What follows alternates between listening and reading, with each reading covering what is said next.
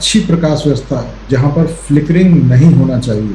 Flickering क्या होता है इसके बारे में पहले चर्चा की जा चुकी है। वैसे ही अच्छी प्रकाश व्यवस्था में स्ट्रोबोस्कोप प्रभाव का भी निवारण होना चाहिए। इसके बारे में भी चर्चा पहले की जा चुकी है।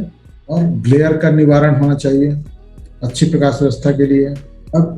अब यहाँ पर कुछ नए टर्म्स जो बार बार आ रहे हैं उसके बारे में हम डिटेल में चर्चा करते हैं।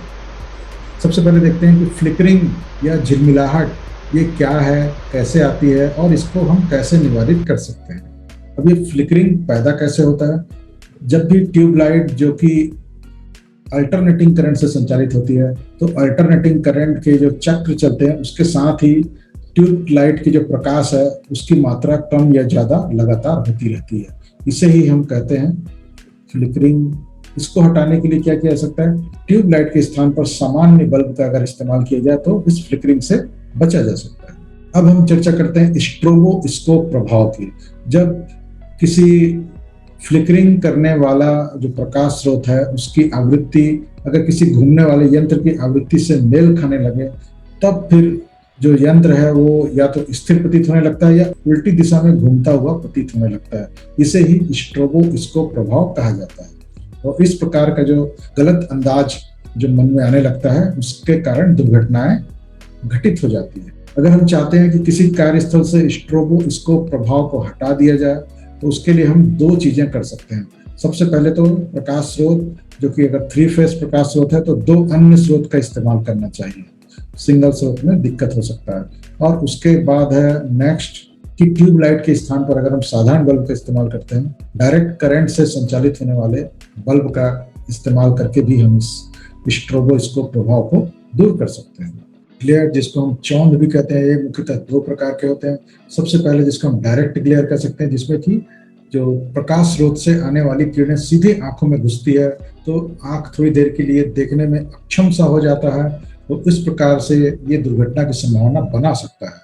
अब ये इसका उदाहरण के बारे में हम बात करें, कोई ऐसा लाइट स्रोत जो हो सकता है जो कि हमारी आंखों के सामने लगा हो तो उसके कारण ये ऐसा होगा, या फिर कोई बहुत ही कम ऊंचाई पर कोई प्रकाश स्रोत है जो कि हमारे आंखों के विजन दृष्टिकोण जो वो कहते हैं उसके रेंज में आ जाता है तो भी इस प्रकार का ग्लेयर होता है।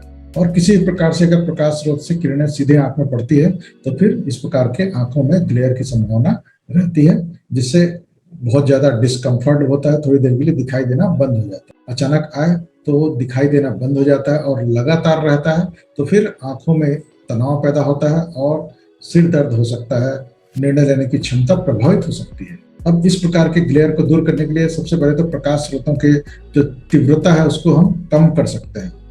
अगला है जो भी उच्च चमक वाला जो क्षेत्र है जो हमारे आंखों के सामने आ रहा है उसको हम घटा सकते हैं। किसी प्रकार का कोई कवर उसके नीचे अगर हम लगा दें तो ये चमक कम हो जाएगी और ग्लेयर का इफेक्ट कम हो जाएगा। अब है एंगल को बढ़ा दें। अगर विजन दृष्टिकोण जिसको कहते हैं उसमें कोई प्रकाश स्रोत आ रहा है, जैसे कि इसमें दिख रहा है कि 53 ये हमारा विजन एंगल है, अगर इसके रेंज में आता है, जैसे 3 नंबर में दिख रहा है कि वो प्रकाश स्रोत एंगल में नहीं आ रहा है तो वहां पर कोई भी ग्लेयर नहीं होगा। और बी और सी जो फोटो है उसमें प्रकाश स्रोत जो है वो विजन एंगल में आ रहा है तो वहां पर हमारी आंखों को तकलीफ होगी। अब नेक्स्ट होता है जिसमें कि रिफ्लेक्टेड ग्लेयर को हटाना है। तो रिफ्लेक्टेड ग्लेयर जो कि किसी चिकनी सतह से प्रकाश स्रोत टकरा करके, प्रकाश स्रोत से निकलने वाली किरणें टकरा करके हमारी आंखों पर पड़ती है तो फिर ये रिफ्लेक्टेड ग्लेयर कहलाता है। इसको दूर करने के लिए चिकनी सतह से चूंकि ये रिफ्लेक्शन होता है तो उसको अगर मैटिंग फिनिश वाली सतह में बदल दिया जाए तो इस प्रकार के ग्लेयर को दूर किया जा सकता है। अब हम कार्य की स्थिति को भी बदल सकते हैं। अगर हम जिस एंगल में बैठे हैं उस दिशा में प्रकाश स्रोत आने के कारण हमारे आंखों को तकलीफ हो रही है तो हम अपना एंगल बदल लेते हैं या अपनी पोजीशन बदल लेते हैं तो भी हम ग्लेयर के प्रभाव से बच सकते हैं। जो भी प्रकाश स्रोत अगर इस्तेमाल किया जा रहा है जिसमें कि बहुत ज्यादा ग्लेयर हो रहा है तो आजकल कम चमक वाले भी प्रकाश स्रोत आते हैं। इस प्रकार से लाइट पैनल्स आ रहे हैं जिसका इस्तेमाल करके कम ग्लेयर का प्रकाश हमको मिल सकता है। और एक तरीका होता है वो होता है कि पूरक प्रकाश का इस्तेमाल करना।